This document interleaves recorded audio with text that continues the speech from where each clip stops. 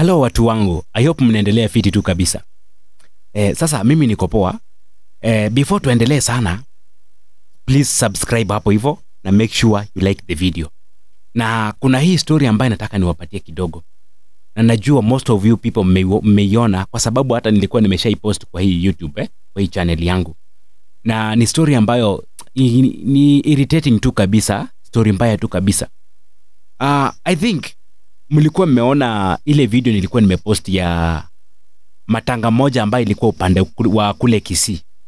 Kuna hii matanga ambayo ilikuwa pale Kisii na kuna mwanamke ambaye alikuwa anachapwa. Mwanamke bibi ya marehemu alikuwa anatandikwa viboko kwa sababu amekataa kurusha mchanga azike bwana yake. Sasa hiyo story saizi ndio nataka niwaguzie kidogo hapa. Kwa sababu mambo mengine isionangi ikiwa vizuri. Why do such a thing? Mbona utandike mjane? Mbona umtandike ati kwa sababu amekataa kurusha mchanga? Sasa kuko hivi, nataka mnisikilize vizuri sana. Tega masikio, ikiwezekana chukua kakiti ukae chini. Tunapoendelea kuongea. Kuko hivi, kule Kisii kuna hii matanga ambayo ilikuwa huko. Jamaa mmoja alikufa na baada ya kukufa ikafika siku ya nini? Siku ya mazishi. Ilipofika siku ya mazishi, watu waliweza kwenda kwa hiyo matanga na walikuwa wengi sana wenye waliweza kwenda kwa hiyo matanga. By the way, walikuwa watu wengi. Kama kawaida tunajuanga tu vizuri. Najua ni vizuri kuongea ukweli. Wakati mtu ni mgonjwa, huwezi ona watu wakikuja kumtembelea.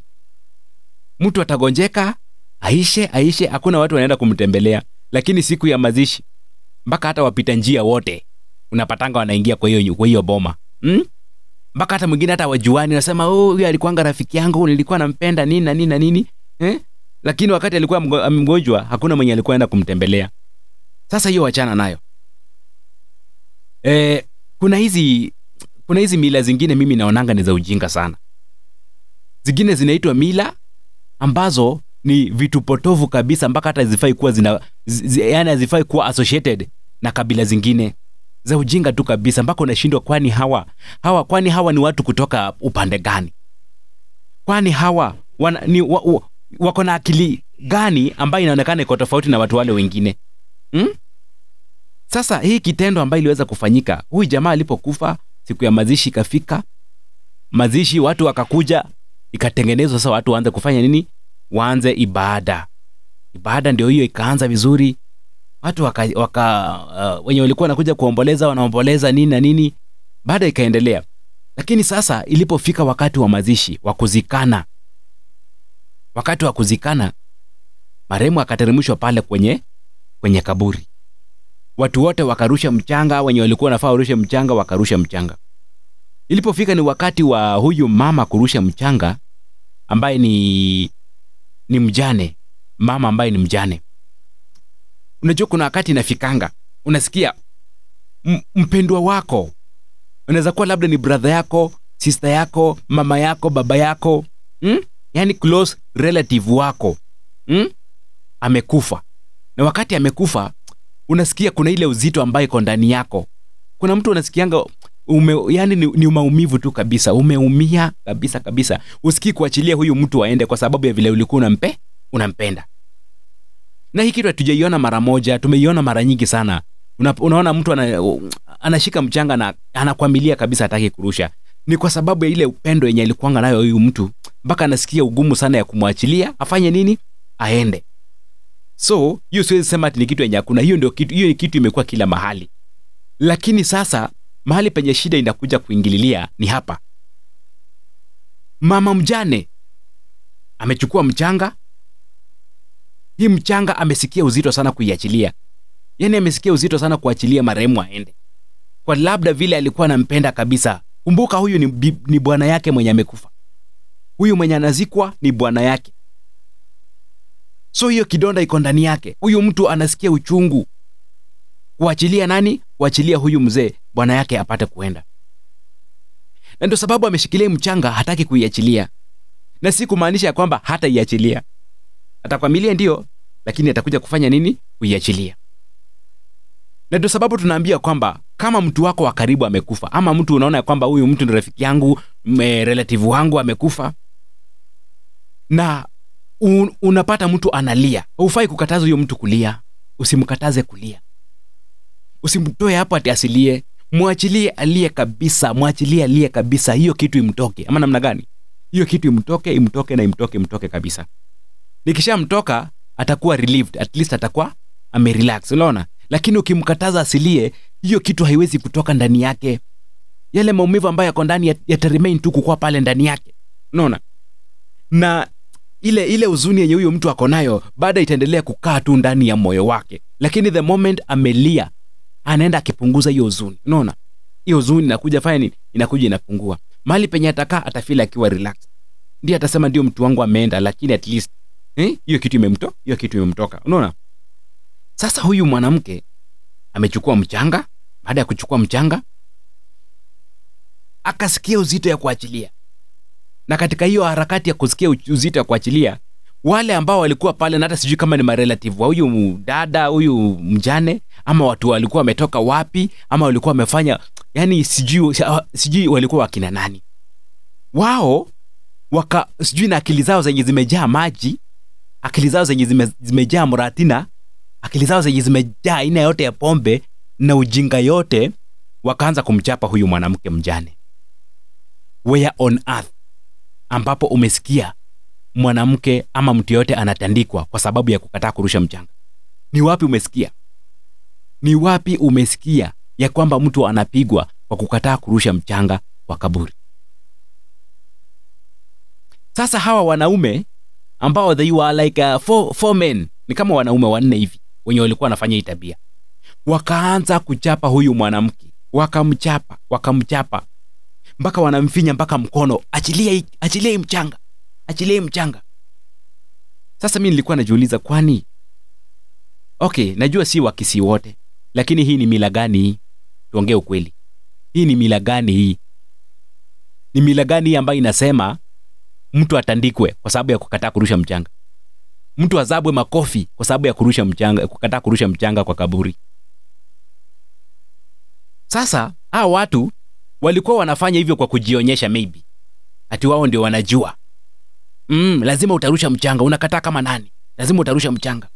Lakini hawakuwa wanajua ya kwamba kuna sheria ambayo inafanya kazi. Huwezi piga tu mtu hivi unafikiria tu sasa ati you just walk away like that, na umetandika mtu, umemzaba makofi, umemuumiza kabisa. Na huyu mtu si makosa ambayo ako nayo, ni mtu mwenye amefiwa na mpendwa wake, ni mtu mwenye amepoteza mtu wake wa karibu kabisa. Na wewe hapo na ufala yako unakuja unaanza kumchapa. Hata watu ni daring tu kabisa. Watu ni daring kabisa bwana. Sasa hata okay, ilikuwa inafanyika hivyo. Na sasa nauliza, hata wenye walikuwa karibu, mbona hawangeweza kuchukua hata hii hatua pia wao? Hao watu wawashike. I wish ningekuwa karibu, ningewazaba makofi kabisa. Yaani wanachapa mtu na nyinyi mko hapo tu mnaangalia. Mnasema labda ni mila. Puzi kabisa. Ni mila aina gani tafadhali? Mila aina gani? But God is great. Mungu ni mwema, kwa sababu unachotendea mwingine pale usifikirie tikitapotelea hivyo. Saizi hao wanaume wenye walichukua hiyo hatua ya kuchapa huyu mwanamke mjane, saizi wameshikwa na wako into a police custody, ready kujibu mashtaka. Mlikuwa mnamchapa kwa nini? Ni mila gani ambayo inasema mtu akikataa kurusha mchanga achapwe? Inafaa wafinywe kabisa. Wafinywe mpaka duodenum. Wafinywe mpaka hiyo appendix. Kabisa. Oesophagus kwanza wakatalia hiyo oesophagus tu kabisa. Waifinye tu kabisa. Waifinye mpaka washindwe kupumua. Alafu akuja hapa sasa chini, wafinye duodenum.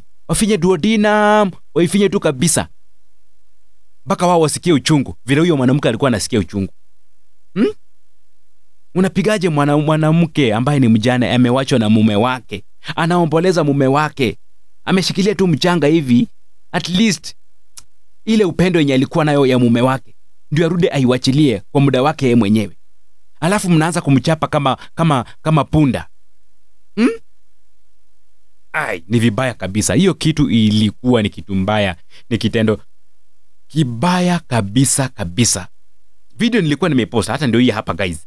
Watch it. Muone venye kulikuwa. Na hawa wenye mnaona hapa, hawa wenye mnaona hapo kwa hii video, hao ndio wenye waliweza kufanya hiyo kitendo. Walishikwa, saizi wako kwa kituo cha polisi. Ni vibaya sana kumdhalilisha mwanamke ambaye amewachwa na mume wake, anaomboleza, anajaribu kutuliza yale maumivu ya moyo ambaye ako nayo, na wewe unakuja unaanza kumchapa. Vibaya sana. Guys, thank you so much. Make sure before you leave this channel, subscribe to this YouTube channel as you watch the next video there.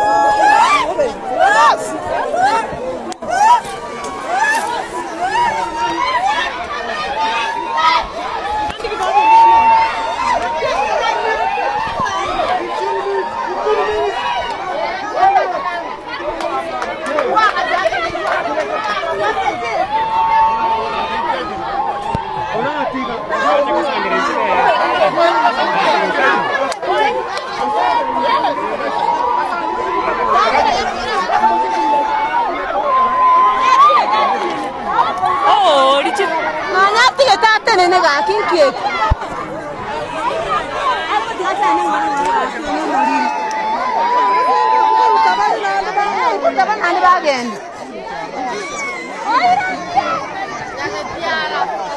Ope. Liye ligari.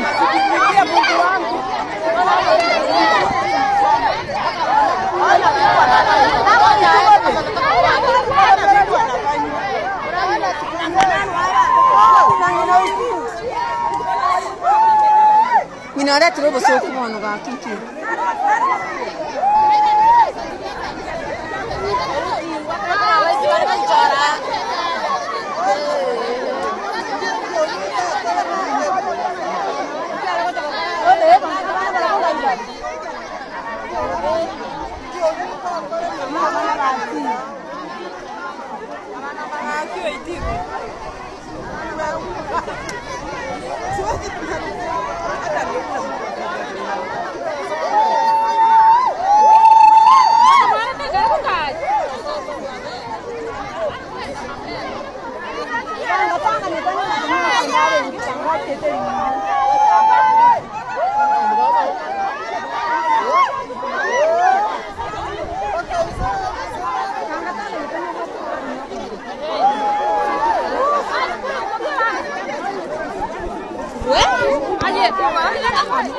Anh còn áo phát cái chỗ nào cũng đâm mà là vậy có.